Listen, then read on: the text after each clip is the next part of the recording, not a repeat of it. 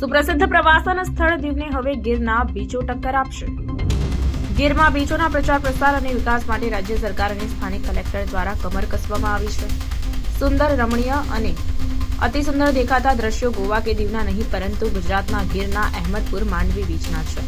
આ બીચ દીવના ઘોઘલા ને અડીને આવ્યો છે। દીવની હદ પૂરી થાય અને અહીંથી ગુજરાતના ગીરની હદ શરૂ થાય છે। હવે આ બીચ પણ દેશ અને દુનિયામાં પ્રવાસીઓનું આકર્ષણનું કેન્દ્ર બનવા જઈ રહ્યું છે, કારણ કે અહીં ગીર કલેક્ટર વિઝિટ કર્યા બાદ સરકારને રજૂઆત કરવામાં આવી હતી અને હવે આ બીચોને ડેવલપ કરવાનું બીડું ગીર કલેક્ટર દિગ્વિજયસિંહ જાડેજાએ ઉઠાવ્યું છે। 3 દિવસ સુધી બીચ ફેસ્ટિવલનું આયોજન કરવામાં આવશે। આગામી 24, 25 અને 26 જાન્યુઆરીના રોજ આ બીચ ફેસ્ટિવલ રંગારંગ રીતે યોજાશે।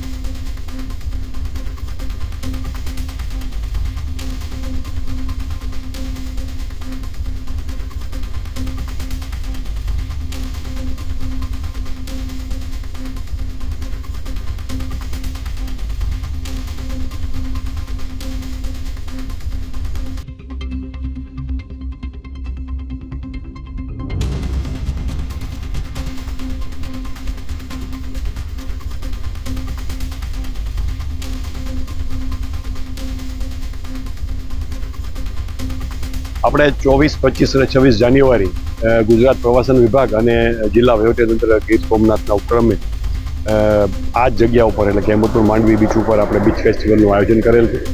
આપ જુઓ છો કે આ બીચ છે એ ખૂબ રમણીય સ્થળ છે। અહીંયા સવારે સૂર્યાસ્ત નહીં પણ સૂર્યાસ્ત પોઈન્ટ તો બધા હોય છે, પણ સૂર્યોદયના પોઈન્ટ બહુ આપણે ઓછા છે। આ આદર્શ પોઈન્ટ છે। આપ દરિયાની અંદર અમારી જ્યાં ઓલરેડી લાયસન્સ આપેલી જે આપણી જે કંપની આ જે કામ કરે છે એની બોટમાં જઈને સૂર્યોદયનો આનંદ લઈ શકો।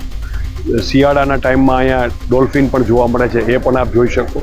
બીજી ઘણી બધી પ્રવૃત્તિઓ વોટર સ્પોર્ટ્સની છે, એ ખૂબ સારા ઇન્ટરનેશનલ સ્ટાન્ડર્ડના જે ઇક્વિપમેન્ટ છે એનો આપ લાભ લઈ શકો।